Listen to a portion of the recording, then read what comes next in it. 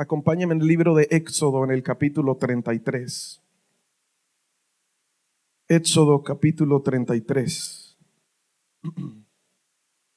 Vamos a leer hasta el verso 15. He colocado como título esta palabra: cuidando la presencia de Dios. Tócale al hombro al que está a tu lado, dile: hay que cuidar esa presencia de Dios. Dile: con temor y temblor.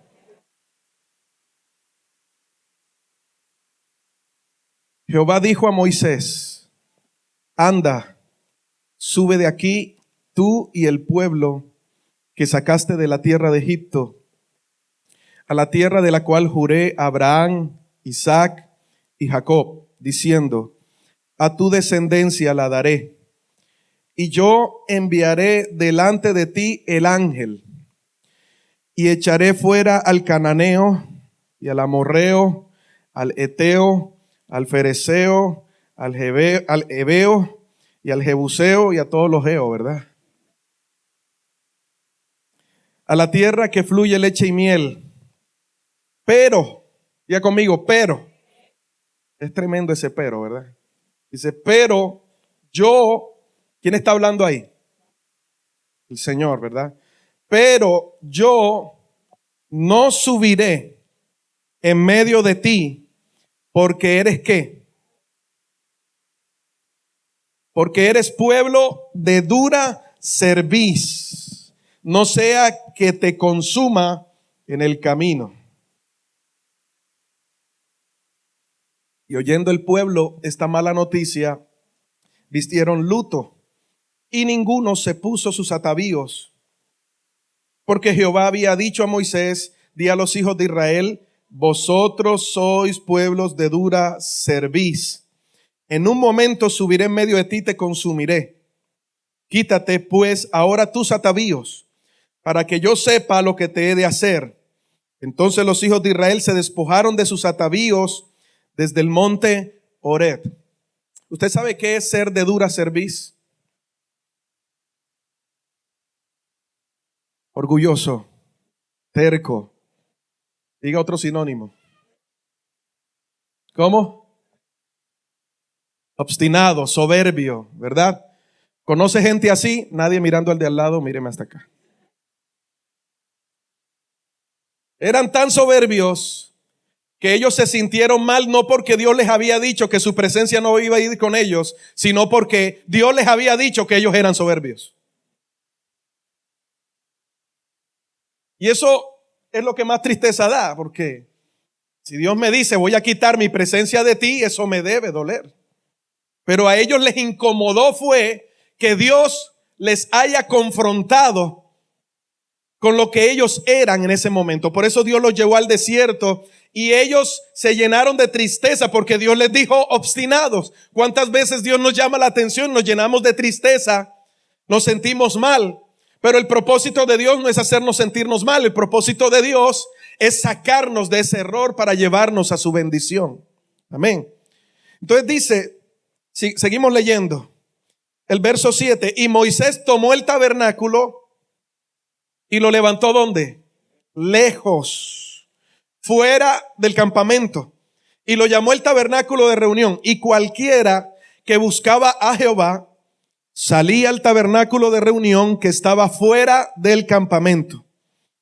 Y sucedía que cuando salía Moisés al tabernáculo, todo el pueblo se levantaba y cada cual estaba en pie a la puerta de su tienda y miraban en pos de Moisés hasta que él entraba en el tabernáculo. Cuando Moisés entraba en el tabernáculo, la columna de nube descendía y se ponía a la puerta del tabernáculo, y Jehová hablaba ¿con quién? Con Moisés. Verso 12, acompáñeme al verso 12.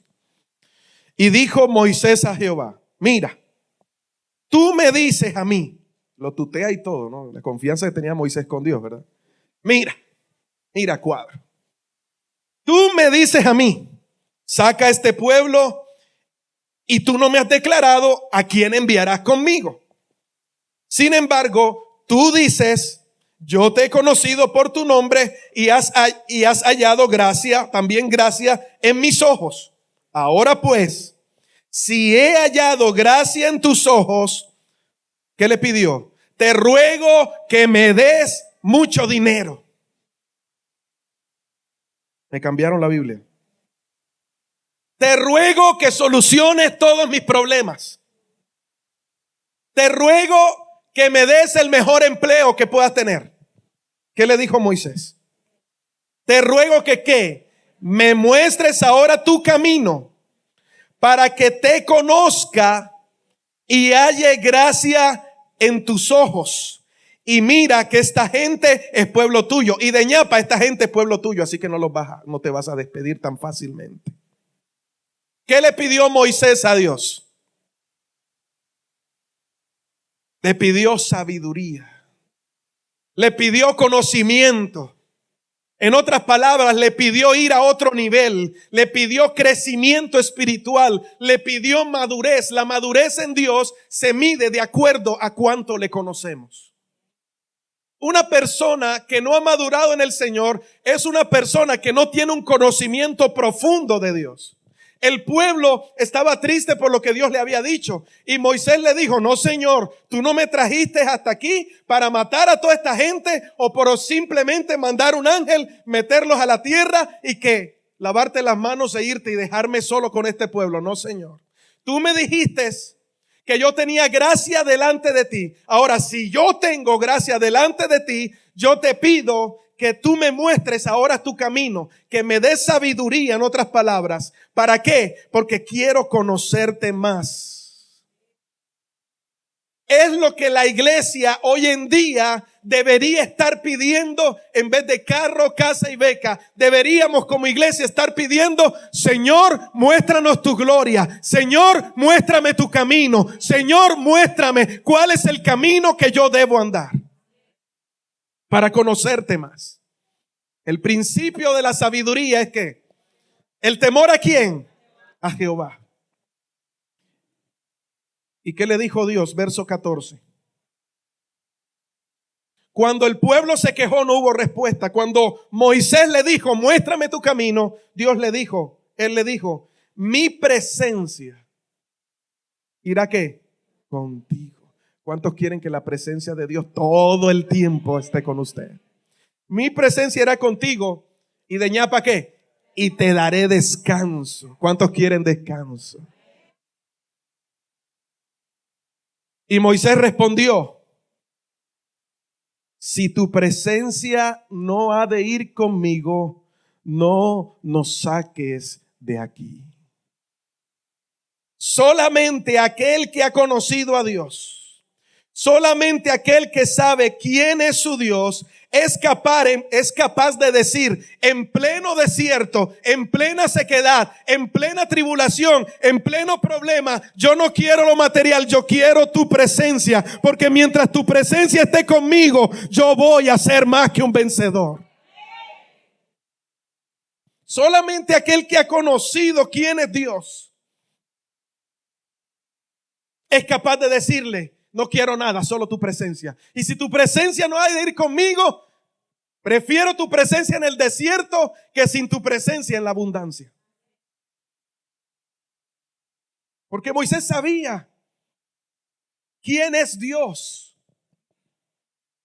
Él había tenido su proceso y durante todo ese proceso había conocido quién es Dios. Y yo creo que 40 años en el desierto es suficiente para conocer quién es Dios, ¿verdad?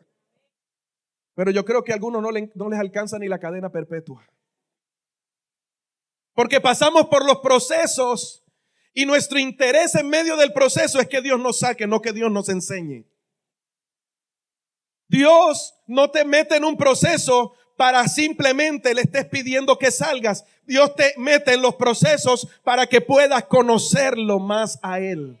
Y cuando salgas de este proceso, termines más enamorado de Él. Quieras más su presencia que todas las cosas de este mundo. Por eso algunos dicen, pastor, pero cuando comencé a buscar de Dios, Dios me quitó todo, porque todo lo que tenías era una distracción. Él te quiere llevar a su presencia.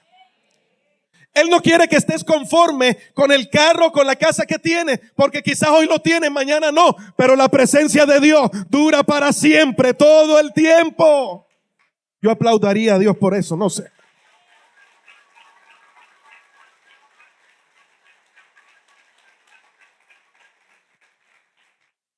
¿De qué? Moisés estaba diciendo, ¿de qué nos sirve la abundancia si tú no vas a estar allí?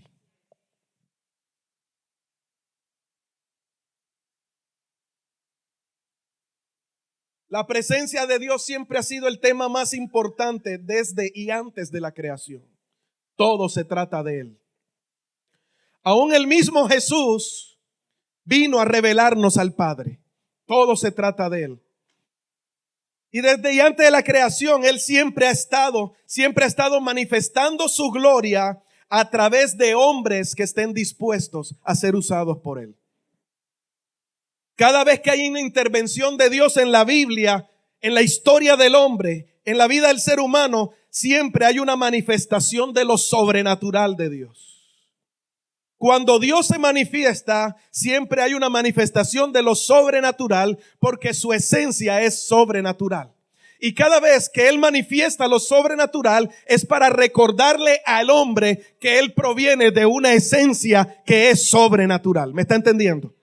Eso quiere decir que el hombre, Él le recuerda todo el tiempo, y el Espíritu Santo en este tiempo nos recuerda que fuimos hechos a imagen y semejanza de Dios. Él es espíritu. Y por eso Jesús decía, el Padre está buscando verdaderos adoradores que adoren ¿en qué? En espíritu y en verdad. Eso significa recordando la esencia del hombre que es espiritual. El Espíritu del Señor, cuando leemos en el Antiguo Testamento, venía sobre la persona. Esta era utilizada en grandes milagros, prodigios, cosas sobrenaturales. Esto ocurría cuando el Espíritu de Dios venía, y cuando el Espíritu se iba, la persona se convertía en alguien normal. Porque recordemos que por causa del pecado, el hombre fue destituido ¿de dónde? Destituido significa que bajó un escalón. Como cuando usted está en el trabajo y le dicen, ¿sabes qué? Ya no vas a ocupar más la gerencia, necesito que seas secretaria. ¿Qué hicieron con usted? Lo destituyeron del cargo, ¿verdad? Por algunas razones que tienen que ser obvias. ¿Cuál fue la razón obvia de que el hombre fuera destituido, bajó, cayó de su naturaleza espiritual? Fue por causa de la desobediencia, fue por causa del pecado. Entonces, cuando Dios quería hacer algo sobrenatural en medio del pueblo, Dios buscaba a alguien. Cuando esa persona estaba dispuesta, Dios mandaba su espíritu venía sobre esa persona se llenaba de poder, de autoridad, hacía lo que tenía que hacer, y cuando el trabajo estaba terminado, el Espíritu de Dios se iba otra vez. Pero nunca Dios ha estado alejado del ser humano. Desde la creación hasta hoy, el Espíritu Santo siempre se ha estado moviendo sobre toda la creación con el fin de recordarle al hombre cuál es su esencia, que es espiritual. Y que no le pertenecemos al mundo, sino que le pertenecemos al Señor. Aunque estamos en el mundo, no somos. Diga, no soy. Dígalo fuerte, yo no soy del mundo. Por lo tanto, el mundo no me puede saciar. ¿Sabes por qué el mundo no te puede saciar? Porque tu necesidad es espiritual y no natural. Y lo natural nunca podrá saciar lo que es espiritual. Lo espiritual transforma lo natural, pero lo natural nunca podrá saciar lo que es espiritual. Uno de estos hombres que Dios utilizó, usted lo puede encontrar en el libro de los Jueces, fue Sansón. ¿Se acuerdan de Sansón? Fue un niño que Dios lo regaló al vientre de su madre. Dice la palabra que cuando este niño nació, Dios dijo, este es el que voy a utilizar. Tu hijo, el que voy a utilizar para libertar al pueblo de Israel. Él va a hacer un voto, el voto de Nazareo. No puedes cortarle el cabello. Allí va a radicar esa fuerza que él va a tener. Ahora, no era el cabello, era el Espíritu de Dios que venía sobre él. Pero ese era un símbolo de que él permanecía apartado para Dios. Pero ¿qué pasó con Sansón? Sansón comenzó a intervenir en los negocios de este mundo. Sansón comenzó a mirar cuán agradable era el fruto del bien y el mal que el mundo le estaba presentando. Lo mismo que le pasó a Eva. Dios hizo en el huerto dos árboles. El primero lo llamó el árbol de la vida y el segundo el árbol del bien y del mal, el árbol de la ciencia. Todo el tiempo Adán y Eva disfrutaban del árbol de la vida. Hasta que llegó el momento en que el fruto del árbol, por medio de la serpiente atrajo a Eva, ella le siguió el juego y cuando miró realmente el fruto, le pareció como agradable, codiciable. Y más con el otro infundiéndole, ¿verdad? La idea, dándole idea acerca del fruto. Cuando ellos tomaron del fruto del bien y el mal, del conocimiento, de la ciencia, sus ojos fueron abiertos y Dios les dijo, hasta hoy comieron del fruto de la vida, necesitan salir del huerto. Porque si ellos comen ahora del fruto de la vida, imagínense vivir para siempre pecando. Sería un problema. Pero desde ese momento ya Dios tenía su plan, que en Génesis en el capítulo 3 se envió el mensaje profético que hablaba acerca de la venida de Cristo para reconciliarnos con nuestro Padre Celestial. Porque Dios siempre tiene un plan. Dios siempre tiene un plan y sus planes siempre funcionan. El único obstáculo para que el plan de Dios no funcione es usted mismo. Amén. Y Sansón le pareció más agradable el fruto. Es lo que hoy en día le está pasando a la iglesia. La iglesia está dejando de comer del árbol de la vida. Está dejando de comer de la vida misma, que es Jesús. Jesús dijo, yo soy el camino, yo soy la verdad, yo soy la vida. Cada vez que Jesús se presentaba al pueblo, decía, yo soy la vida, yo soy el pan de vida, yo soy, en mí tienen la vida eterna. El que viene en mí, aunque esté muerto, vivirá. Jesús siempre se presentó como la vida misma. El problema del ser humano es que despreció la vida, anheló más las bendiciones o las añadiduras que la vida le daba en vez del dador de la vida. Por eso en Juan capítulo 6, Jesús cuando les está predicando alimentó a más de 4,000, alimentó a más de 5,000 y llegó un momento en que Jesús le dijo, paren un momento. Ustedes me siguen porque yo los estoy alimentando. Y qué chévere es llenarse la barriga sin trabajar. Ustedes no me están siguiendo a mí por lo que yo soy, sino por lo que yo les doy. Eso es algo que hoy en día se ve constantemente. Nos acercamos a Dios por lo que Él da, no por lo que Él es, su esencia.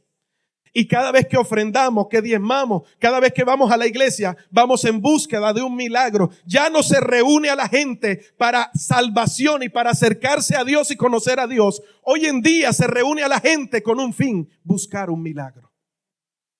Y si no le damos ese motivo a la gente, parece que no tienen la necesidad de ir a la iglesia. Le decimos a la gente, tiene necesidad, busca a Cristo. Cuando lo que tenemos que decirle es, tú necesitas a Cristo porque necesitas salvación.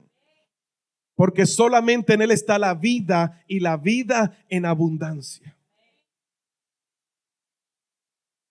Tenemos a la vida y seguimos viendo el árbol del bien y el mal, seguimos viendo ese fruto como algo codiciable. Y entonces vamos a culto, pero nuestra codicia aún nos lleva a anhelar más y anhelar más, no de la presencia de Dios, sino del fruto de ese árbol, de todo lo que pueda obtener de parte de Dios.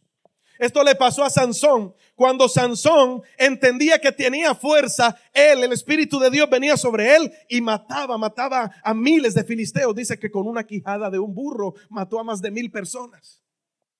La gente no podía con Sansón cuando el Espíritu venía sobre él. Pero cuando no estaba dedicado al propósito de Dios, Sansón se dedicaba a otra cosa. Sansón se dedicaba a mirar cualquier falda que le pasara enfrente. Sansón era una cometa loca. No cante la canción. Sansón Necesitaba 3 en 1 porque Sansón no podía ver una mujer porque se le quedaba la cabeza hacia un lado. Ojo, cuando él no estaba ocupado en el propósito, estaba mirando lo que no debía mirar. Estaba codiciando el fruto. ¿Y qué pasó con Sansón? Se le presentó su Dalila. Cuando la iglesia no está enfocada en la presencia de Dios, vas a estar enfocado en otra cosa. Vas a estar enfocado en Dalila. Y el propósito de Dalila es seducirte para acabar lo que Dios te entregó. El propósito de Dalila es seducirte para robarte la presencia de Dios. Porque la iglesia sin la presencia de Dios es un títere de Satanás. Son palabras fuertes. Tú y yo, sin la presencia de Dios, no nos deberíamos llamar su iglesia. Tú y yo, sin la presencia de Dios, simplemente somos un espectáculo viviente de obras muertas y no de una fe verdadera. Gloria a Dios por los pocos amenes que se escuchan. Pastor, ni con el cambio de sede cambia. Sonría que Cristo le ama. ¿Sí me escuchan bien allá atrás o de pronto es que usted no me está escuchando, verdad? Y cuando le apareció Dalila, él se durmió en los brazos, no de Morfeo, de Dalila. Cuando el mundo se mezcla en la iglesia, tendemos a dormir y a pensar que todo está bien. Nos conformamos con las añadiduras, con el favor, y pensamos que eso es suficiente sin la presencia. Ahora, ¿puedo tener el favor sin la presencia? Claro que sí. Dios le dijo a Moisés, yo voy a mandar mi ángel, yo cumplo lo que prometo. Y lo que le prometí, ni siquiera a ustedes, sino a Abraham, Isaac y Jacob, yo lo voy a dar, que a su descendencia yo le daría la tierra. Pero mi presencia no va a ir con ustedes. No hay cosa más terrible que estar sin la presencia de Dios. Porque todo lo de este mundo es pasajero. Sansón contaba con el favor, tenía el llamado, tenía el don, Dios lo usaba, pero Dios no estaba de acuerdo con lo que Sansón hacía en sus ratos libres. Eso significa que, pastor, pero Dios lo usaba. Sí, el hecho de que Dios te use no quiere decir que Dios esté aprobándote. Tú puedes ser usado, mas no aprobado. Eso es diferente. ¿Está aquí conmigo? Tú puedes ver apóstoles, profetas haciendo milagros, pero no quiere decir que Dios los esté aprobando por los milagros que están sucediendo. Los milagros suceden porque la gloria siempre es de Él. La unción habla de Dios. El testimonio, el fruto, habla de la persona. No pienses que porque estás mintiendo, adulterando y ores por el enfermo y se sane, eso quiere decir que Dios, que estás bien con Dios. Eso es una falacia, es una mentira. Si Dios usó una burra para hablarle a Balán,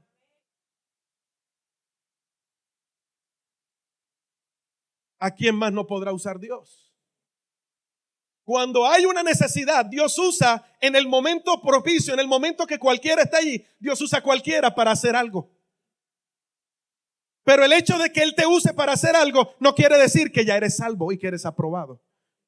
Ahora, yo prefiero ser aprobado más que ser usado. Aunque el que es aprobado siempre será usado, pero no todo el que es usado siempre será aprobado. ¿Está entendiendo la palabra? ¿Lo está recibiendo? Y Sansón se durmió en los brazos de Dalila. Entonces, cada vez que Sansón iba a orar, se acostaba en las piernas de Dalila y comenzaba: Padre nuestro que estás en los cielos, en tus manos encomendamos el día que ya pasó y la noche que llega. Y ahí quedaba tirado, tendido. Y Dalila sobándole la cabeza. Arrurú, Sansón. Y le hablaba al oído: papito, Sansón, Coche, coche. ¿Tú me puedes decir dónde está tu secreto? Y él le decía, sí. Comenzó a molestarla, porque él sabía. Sansón no era ignorante. Él sabía que no podía decirle a nadie dónde radicaba su fuerza. Pero tanto va el cántaro al agua que dice que ¿qué? Que cayó. No, así no es verdad. Pasa como el chapulín, que se rompe. Y la última vez Dalila se le acerca y le dice, mi amor, ¿te sientes bien? ¿Quieres un tecito? ¿Qué más quieres? Tú a mí no me amas. Como cuando la mujer quiere algo, ¿verdad? Mi amor, tú me amas. Sí, yo te amo. No, tú no me amas porque no me has dicho la verdad. Y si no me dices la verdad, te corto los servicios. Te vas para la sala a dormir con el perro. Yo necesito que tú me digas dónde está tu fuerza. Le dijo Sansón, bueno, esto es un secreto. Como yo te amo y tú me amas, entre comillas, porque cada vez que el mundo nos muestra ese fruto, lo vemos codiciable y sacia lo que en el momento sentimos, pensamos que eso es amor y que el mundo nos tiene en cuenta, pero no es así. ¿Me está entendiendo? Yo quiero que usted vaya meditando, Dios mismo le vaya hablando a usted lo que en este momento se está convirtiendo en su Dalila, que está buscando robar la presencia de Dios de tu matrimonio, que está buscando robar la presencia de Dios de tu vida, de tu casa, del ministerio que Dios te ha entregado. Y cuando Dalila supo, cuando él soltó la revelación, cuando tú sueltas lo que Dios te ha entregado en manos equivocadas, eso es fatal. Cuando tú le abres tu corazón, porque la Biblia dice, de toda cosa guardada, guarda ¿qué? Tu corazón, porque de él mana ¿qué? Estamos hablando de la vida. ¿Quién es la vida? Cristo es la vida. Cuando Cristo se te revela y tú le abres tu corazón a cualquier otra persona u otra cosa que no es Cristo, quitándole su lugar, tú estás en problemas. Y Dalila le habló a los filisteos, pero antes de hablarle a los filisteos les hizo un corte. Fue la primera estilista que hubo en el momento. Le hizo un corte, le cortó, lo rambó todo. Y cuando le dijo filisteo sobre ti, Sansón trató de levantarse, pero el Espíritu de Dios no vino sobre él. Qué tremendo, ¿verdad? Imagínese él luchando con toda la gente y que 2 o 3 o 4 lo dominaran y decir, perdí mi fuerza. Yo pienso que Sansón se llenó de remordimiento, de culpa. Y no solamente le pasó eso, sino ¿saben qué se convirtió? Sansón se convirtió en la burla de los filisteos. Cuando tú pierdes la presencia de Dios, tú te conviertes en la burla de todo el mundo. Mira, ahí ya va el evangélico ese. Evangélico corrupto. Pastorcito mentiroso. Sí lo he escuchado, ¿verdad? Yo no sé qué me da cada vez que en un noticiero sacan y dicen, pastor tal violó a tal niña, o pasó esto, pasó lo otro. A mí se me llena el corazón tanto de tristeza. O cuántas personas que han tenido años en el evangelio y comienzan a hablar herejías y a salir con esto, con lo otro. Mi corazón se duele tanto porque yo digo, ¿en qué momento nos desviamos y descuidamos la presencia de Dios? A veces pensamos que la presencia de Dios no hay que cuidarla. Cuando te hablo de cuidarla, te hablo de una relación diaria. ¿Cuántos esposos hay aquí? Levánteme la mano. Te voy a decir algo certero. Si tú no alimentas a tu esposa, el vecino la va a hacer.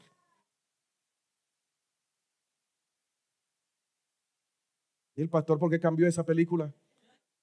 Cuando tú no alimentas la presencia de Dios, Satanás te va a convertir en una burla. Cuando tú no cuidas lo que te fue dado, Satanás te lo quita. Y ¿Sabes por qué a veces dejamos que el amor se enfríe en la casa? O que el sentimiento se enfríe en la casa, porque nos acostumbramos, nos habituamos, nos metemos en nuestra zona de confort, y como nuestra mujer está todo el tiempo con nosotros, pues nos da lo mismo. O como ese hombre está ahí al lado tuyo, mujer, te da lo mismo. Ya no hay palabras dulces, ya no se dirigen la palabra durante el día, ¿verdad? Ya nos da, somos uno más del montón, tú y yo y ya. ¿Le ha pasado? No me levante la mano, tranquilo. Nos acostumbramos tanto a Dios que ya ni le prestamos atención. Y pensamos que la autoridad y el poder sigue allí, y queremos seguirnos moviendo en la unción sin buscar acercarnos, alimentar la relación con el Espíritu Santo. Entonces los sermones se vuelven frases de cajón, sermones bajados por internet, palabras de hace 10 años atrás, y todo el tiempo vivimos comiendo un maná que ya pasó, que ya expiró, y no caminamos bajo la revelación del Espíritu Santo simplemente porque ya sabemos que Él está ahí. ¿Me está entendiendo? Tú y yo tenemos que avivar esa relación con el Espíritu Santo. Dios, cuando separó a los sacerdotes, le dijo a Aarón: ustedes van a ofrecer sacrificio todos los días, y sobre el altar tiene que arder el fuego donde ustedes coloquen el holocausto. El fuego arderá en el altar y no se apagará. Entonces el sacerdote, cuando veía que el fuego estaba mermando, tenía que buscar leña, vestirse de acuerdo a la ocasión, echarle la leña al fuego para que el fuego se mantuviese ardiendo.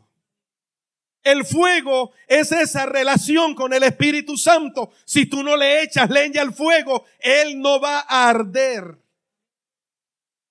Y cuando no arde, se apaga. Y cuando se apaga, quedan solo las cenizas. A mí me da tanta tristeza que la iglesia de hoy está viviendo de las cenizas del pasado, no del fuego presente. Nos acordamos de grandes avivamientos que han surgido en Argentina, que han surgido aquí en la misma Barranquilla. Yo me acuerdo que cuando una vez vino un africano a predicar, el estadio, nunca el Junior ni la Selección Colombia lo había llenado como se llenó ese día.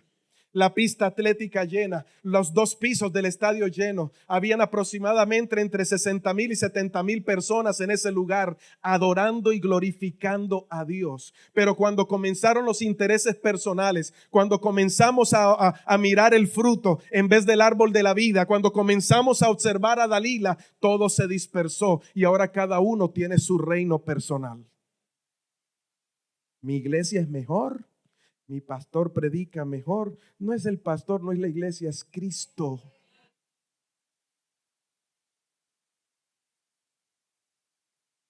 Y nos quedamos con las cenizas de avivamientos pasados.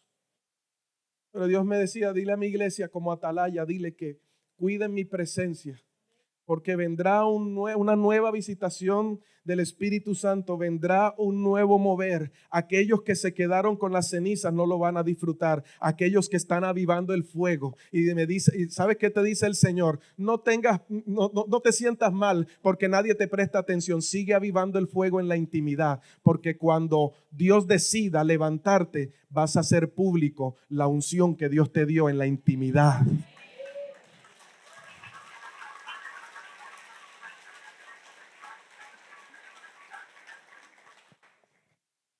Pregúntale al de al lado: ¿cómo está tu intimidad con Dios?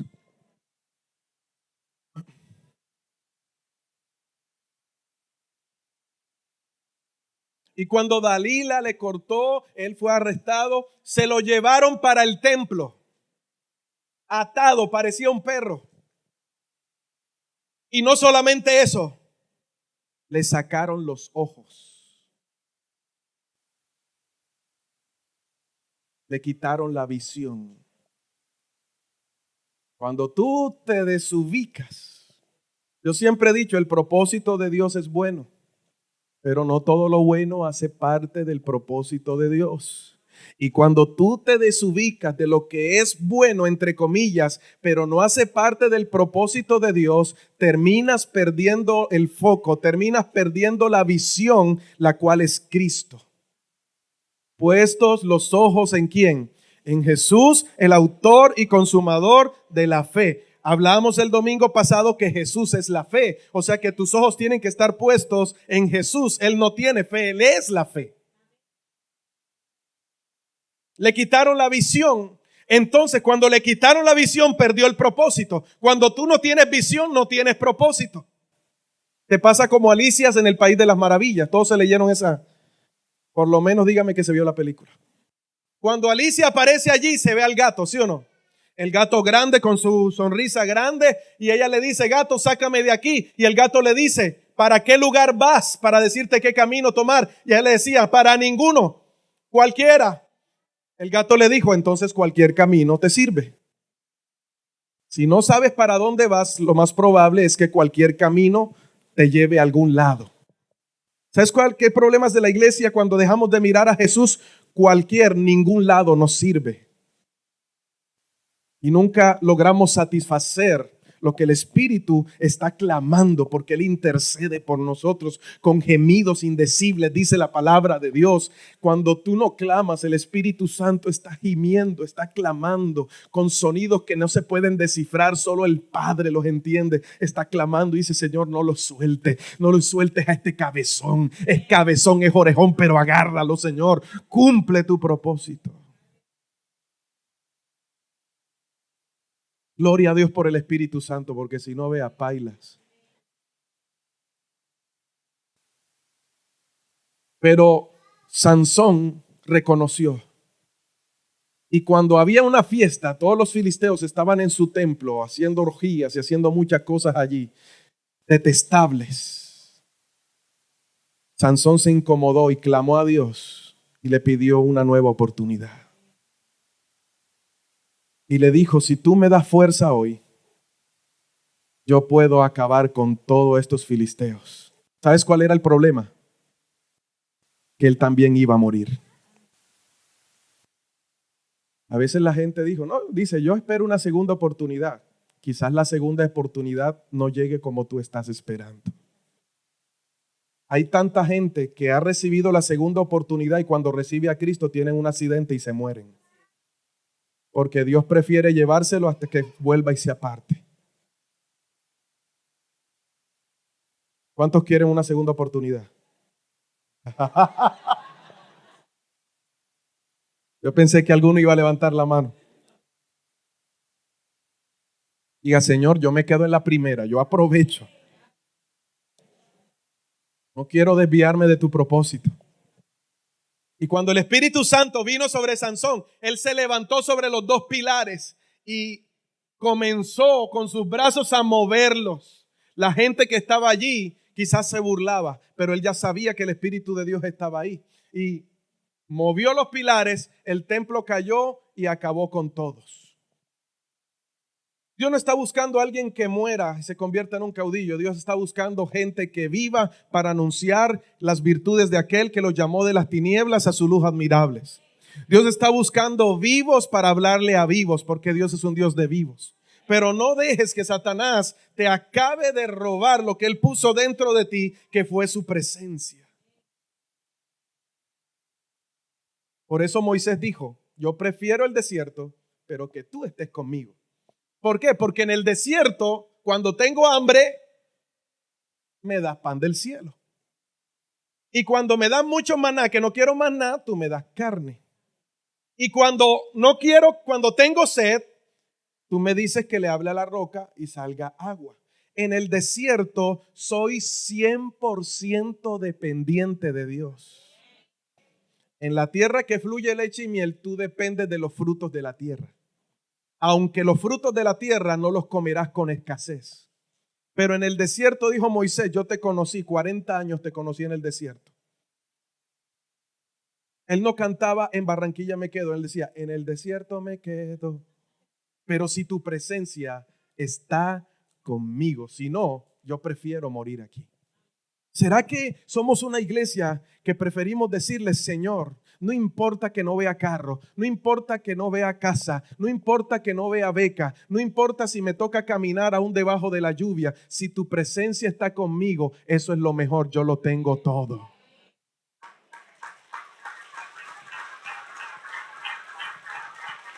La presencia de Dios es suficiente.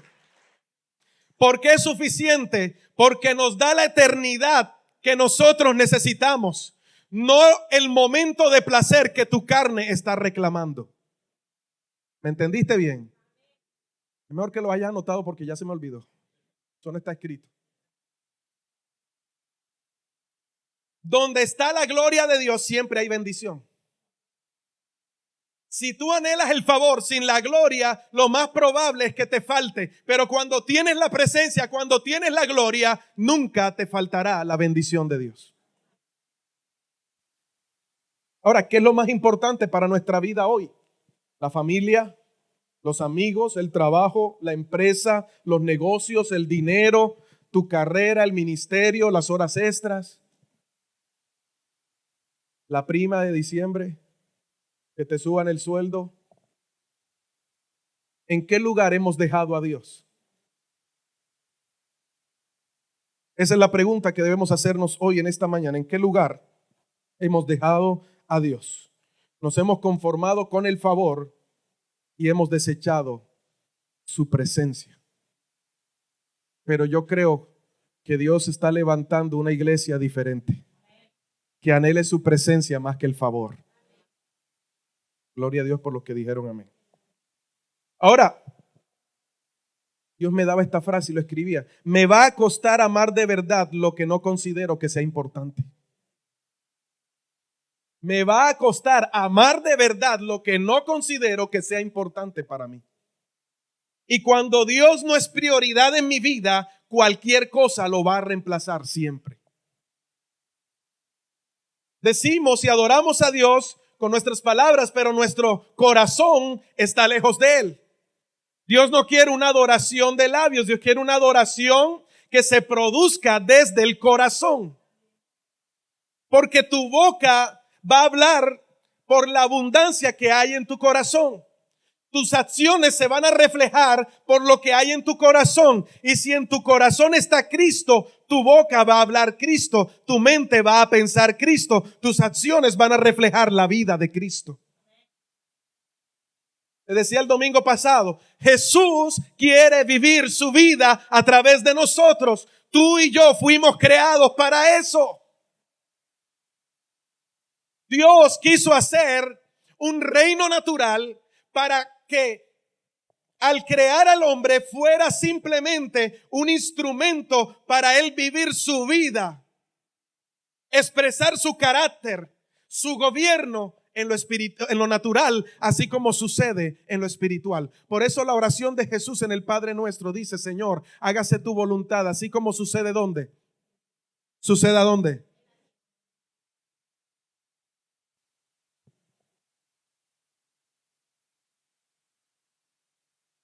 Cuando yo entiendo que Él es más importante, entonces yo lo amo por sobre todas las cosas. Por eso los mandamientos se reducen en amar a Dios por sobre todas las cosas. Amas a Dios cuando te quedas sin dinero. Todavía estás amando a Dios y te despiden del trabajo. Todavía estás amando a Dios y los hijos se van de la casa.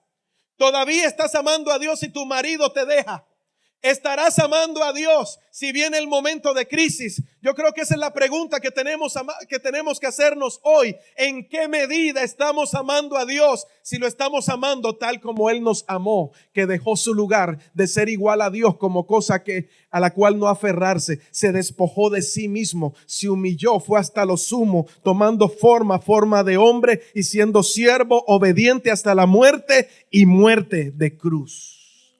Por lo tanto, el Señor lo levantó y a lo sumo lo exaltó, porque el que desprecia su vida en Cristo la hallará, dice la palabra. Porque el que se humilla delante de Dios, rindiendo y entregando todo, el Padre viene, lo levanta y lo pone en alto. Si tú quieres estar en alto, tienes que estar humillado, entregando todo delante de Él.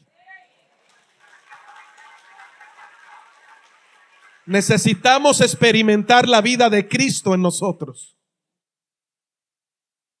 Vuelva y dígale al de al lado que se note Cristo.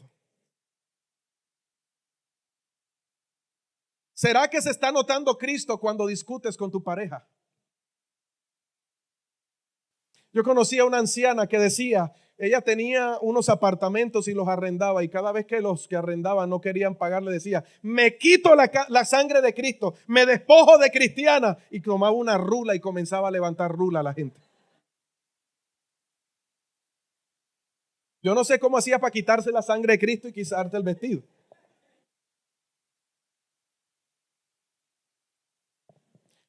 Estamos llenos de tanta religión que pensamos que mientras más hacemos, más la vida de Cristo está en nosotros, y no es así. Nosotros somos salvos por gracia, por medio de la fe. ¿Y quién es la fe? Cristo. Cristo quiere vivir su vida en nosotros. Cuando esa verdad está instalada en mi corazón, en mi mente, entonces yo entiendo que ya yo no soy esclavo del pecado y que el mundo no gobierna mi vida. Que cuando venga la vida yo pueda decirle no y sí a Cristo. Porque es Cristo el que está viviendo su vida a través de mí. Y cuando Cristo vive su vida a través de mí, lo que tiene el Padre, lo tiene el Hijo. Y si el Hijo está viviendo su vida a través de mí, lo que tiene el Padre está en mí. ¿Está entendiendo?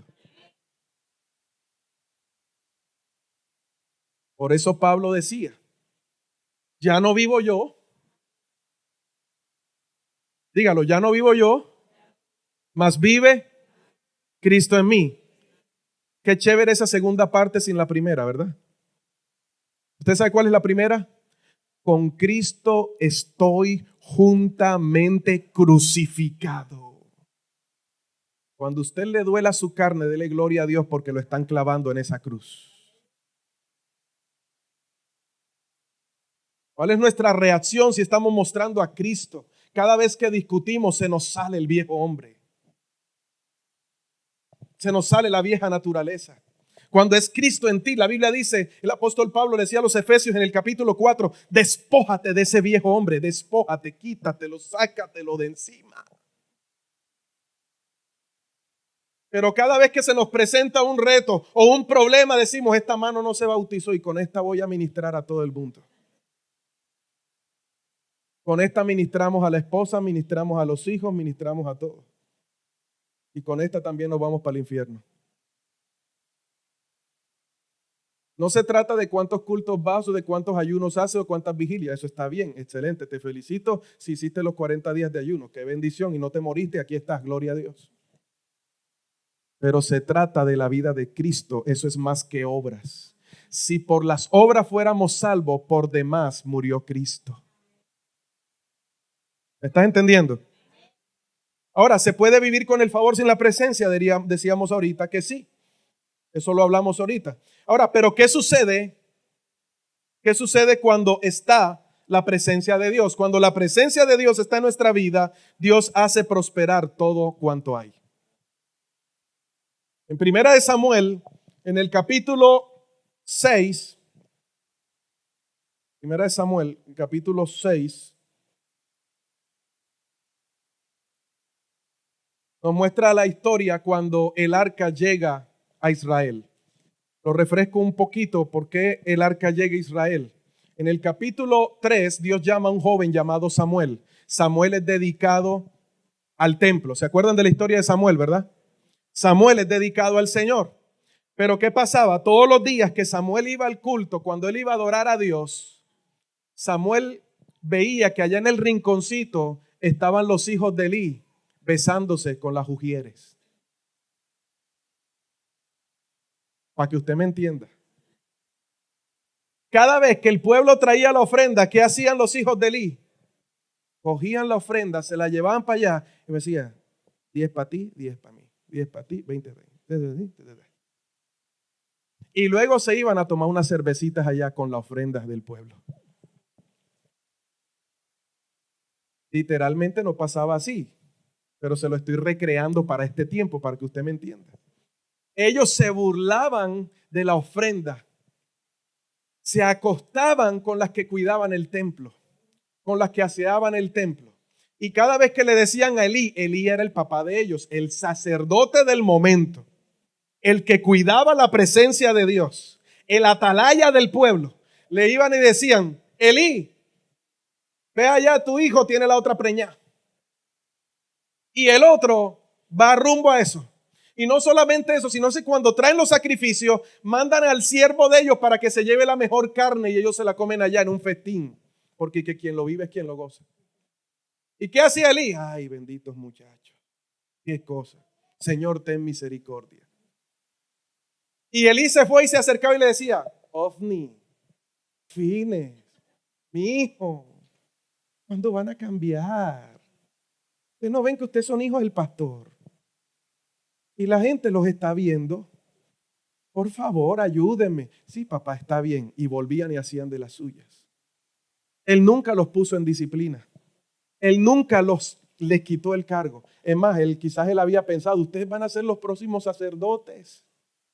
Pórtense bien, pero ellos nunca escucharon el consejo de su padre y siguieron haciendo de las suyas. Cuando ellos siguieron haciendo de las suyas, se presentó una nación en contra de Israel. Israel estaba perdiendo y dijeron, mandemos a traer el arca de Dios. El arca de Dios simbolizaba la presencia de Dios en medio del pueblo. Dios habitaba en ese lugar, en esa arca. Cuando llevaron el arca de Dios, todo el pueblo gritó y dijeron, ahora sí, vamos a encontrar la victoria porque ya traímos el arca de Dios. Mira esto tan tremendo. Tenían el arca como un amuleto. El arca no debía ser movida del templo, no tenía que ser llevada al... Dios no necesita que lo llevaran a ese lugar para que ellos vencieran, pero como la tenían como un amuleto, como algo religioso y no tenían una relación, porque el sumo sacerdote tenía una familia que se estaba cayendo a pedazos y dice la palabra que él ya era viejo y no tenía visión con frecuencia, la palabra de Dios escaseaba. Para rematar, ya Dios no hablaba como lo hacía antes, la visión se le estaba oscureciendo, había una crisis espiritual en Israel y Dios dice, necesito levantar a alguien para poder hacer que la llama siga ardiendo en el altar.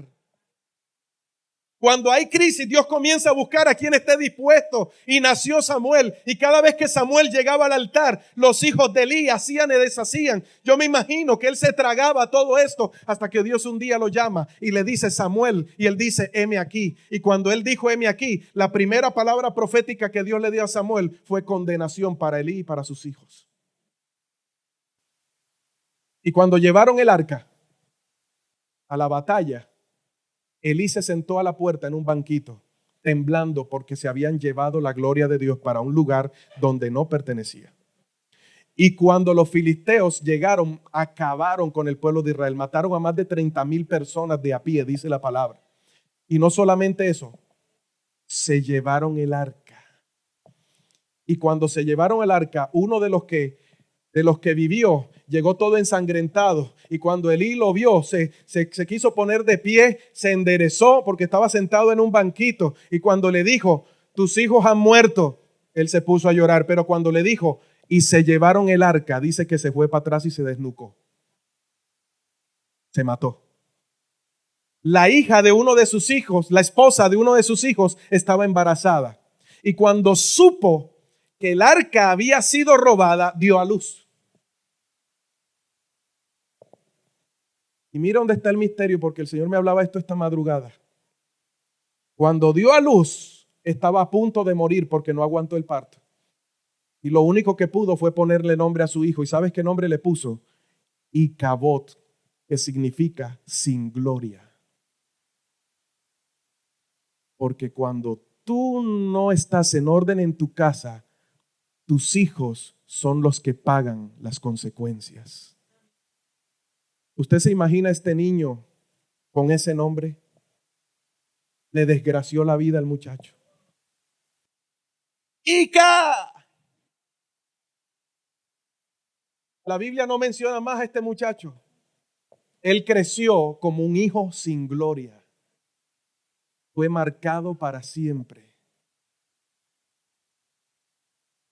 Estamos siendo responsables de nuestros actos. Esto fue tan tremendo porque la gloria de Dios simbolizaba, o sea, el arca simbolizaba la presencia de Dios. Y nació de eso, nació un Icabod, como casi un hijo abortivo, como alguien que salió antes de tiempo y alguien que creció sin gloria. ¿Será que tú quieres que tus hijos crezcan sin esa gloria? Porque lo que están viendo en ti no es a Cristo, están viendo a ti, en ti, un demonio disfrazado de cristiano. Yo me pregunto por qué los hijos no quieren venir a la iglesia, porque no están viendo el ejemplo correcto en sus padres. Porque oras por tu hijo, pero das cantaleta, sueltas la mano, o ya va, o ya viene. Vulgaridad va, vulgaridad viene. Y luego le dices a tu hijo, ay, mi hijo, acompáñame a la iglesia. ¿Qué le va a decir el muchacho? No, hombre, déjame que sea un Icabod. ¿Para qué quiero la presencia si no la estoy viendo en tu vida? Cuando nuestros hijos deberían ser nuestros primeros discípulos. Estamos tan ocupados ganando naciones que estamos perdiendo nuestra casa. Aquí las cosas tienen que ser diferentes. Gana primero tu casa antes de ganarte a las naciones.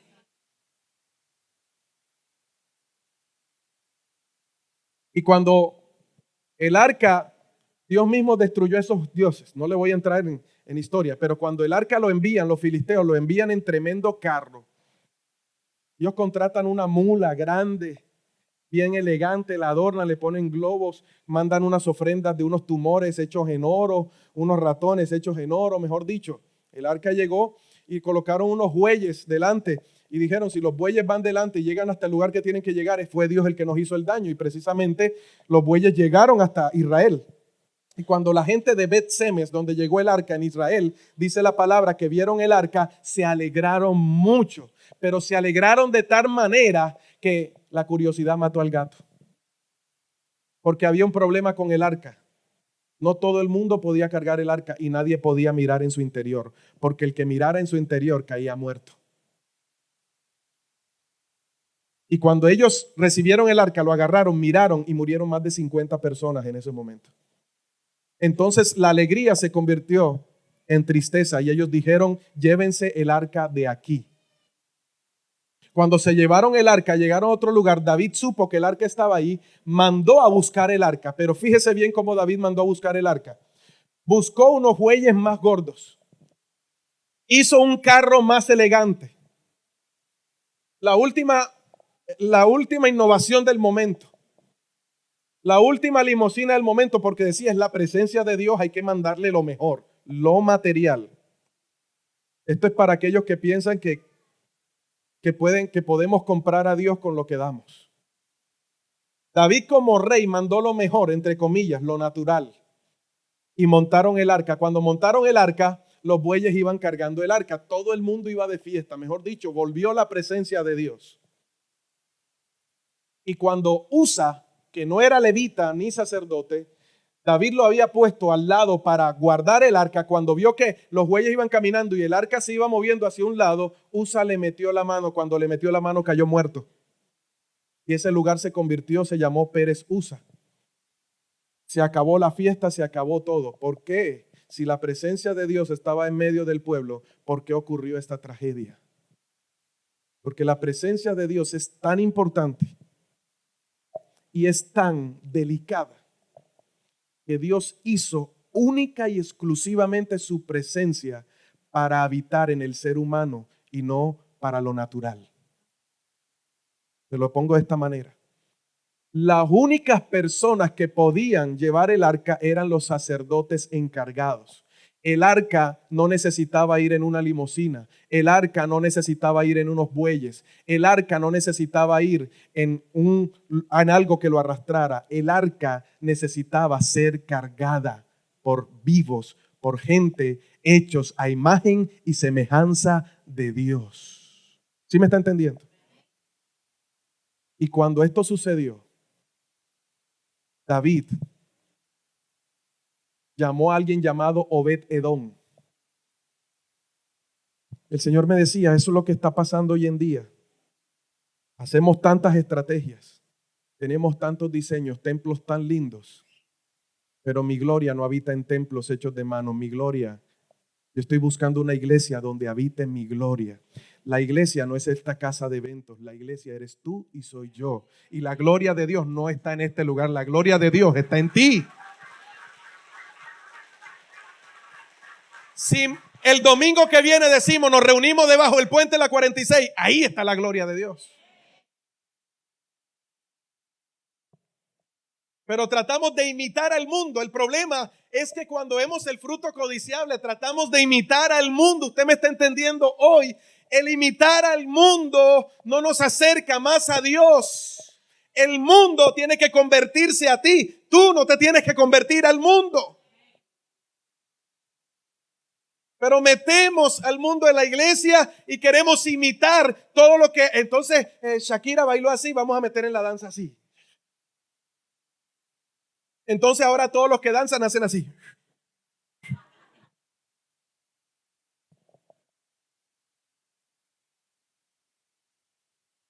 Ah, mira, esa salsa está buena, vamos a meter ese toque aquí en el piano. Tun, tin, tun, tun, tin, y comenzamos a tun, tin, tun, tun, tin, tun, tin, tun, tin. ¿Por qué no le oras a Dios para que te dé tu propia melodía, que es lo que Él quiere escuchar? Entonces los músicos hoy en día ensayan con la música de qué sé yo, dígame un cantante ahí. A ninguno sabe, se quedaron callados. Dijeron, no vamos a caer en las redes del pastor hoy.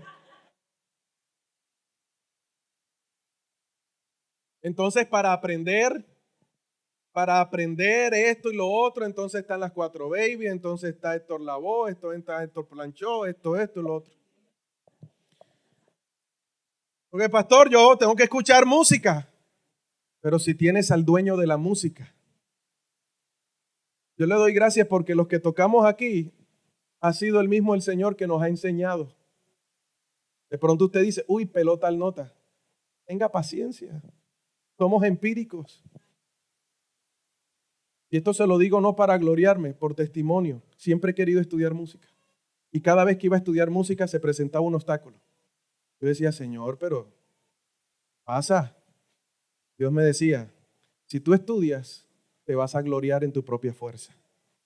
Si soy yo el que te doy el talento y lo usas, el día que tú te apartes y lo uses, yo te lo quito porque me pertenece. Es para mi gloria, no es para más nadie. Lo que Dios te dio es para su gloria, no es para más nadie. El día que utilices lo que Dios te dio para tu gloria, ese día acabaste con lo que el Señor te entregó. ¿Está conmigo? Ya vamos a acabar. Y para terminar, ¿qué sucede cuando dejas que la gloria se pierda? ¿Cuándo dejas que la gloria se pierda? Uno, cuando dejas que la santidad se vaya de casa. Cuando te hablo de casa, estoy hablando de tu vida como casa de Dios. Estoy hablando de tu familia como lugar donde habita Dios. Y estoy hablando a la iglesia como cuerpo de Cristo. Cuando dejamos que la santidad se vaya de casa, entonces la gloria comienza a perderse. Cuando David se dio cuenta que no podía llevarse el arca porque no estaba bien, llamó a Obed Edom. Pido a mi hermano ahí que me ayude con el piano. Y Obed Edom hacía parte de la gente santa que podía cargar el arca. Y Obed Edom se la llevó para su casa. Ahora usted se imagina, mire esta responsabilidad, píntese esto. El rey te llama y te dice, necesito que te lleves el arca. Y las últimas noticias que usted ha escuchado es, el arca mató a 50,000 y luego mató a otro.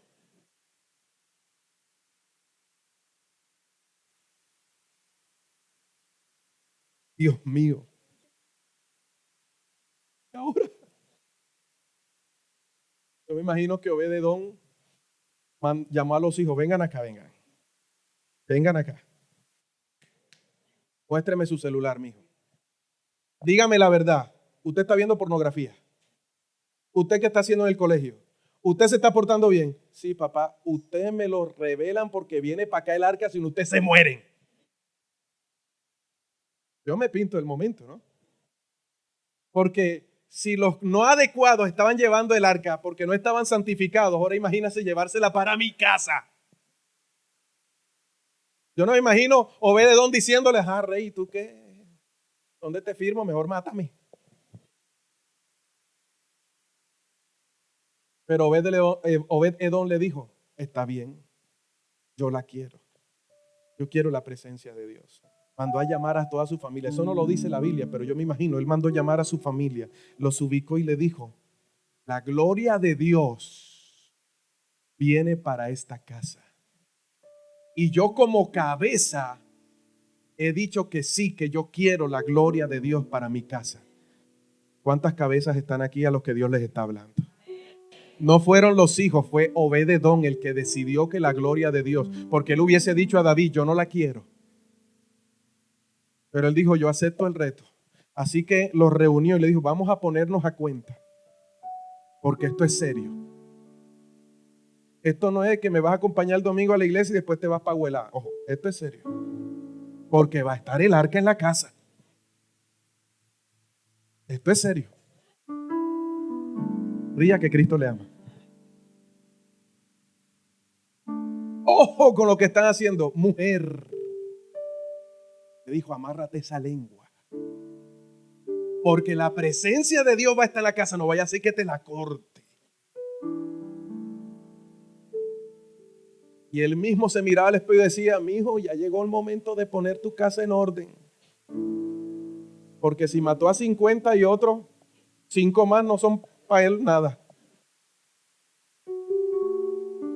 Ahora, él sabía cuánta gracia había recibido de parte de Dios. Que él no pensaba en los que iban a morir. Él pensaba en lo que la gloria que esa presencia iba a traer a su casa. Y diseñó un espacio. Me imagino un rincón. Dijo, límpienme la sala, arréglenme el rincón, arréglenme aquí todo, que no quede ni un polvito. Él pasaba el dedo así, todavía está sucio, vuelvan y laven. Este es el espacio para la presencia. Y este está tremendo. Este es el espacio para la presencia de Dios. A veces tenemos nuestra casa llena de tantas cosas que no hay espacio para la presencia de Dios. No tenemos un altar en nuestra casa. Creemos que el altar son los domingos de 9:30 a 11:30. El altar es diario en nuestra casa. Y él mandó a acomodar todo. Y cuando el arca llegó, sus hijos estaban de primero, su esposa, quizás haciendo reverencia, y trajeron el arca y la colocaron allí. Tú sabes lo que es tener el privilegio de no tener que salir del campamento a consultar a Dios al desierto, porque la gloria que estaba en el desierto está en tu casa. El manal del desierto está en tu casa. El agua del desierto está en tu casa. ¿Me estás entendiendo hoy? La carne que fluyó en el desierto está en tu casa. El que abrió el mar, el 2 en el desierto, está en tu casa. La gloria de Dios en el desierto estaba en la casa. Es lo que Dios te quiere hoy decir hoy. El Cristo que resucitó de los muertos y el Espíritu Santo que resucitó a Cristo de los muertos, todo ese poder y toda esa gloria habita en tu casa.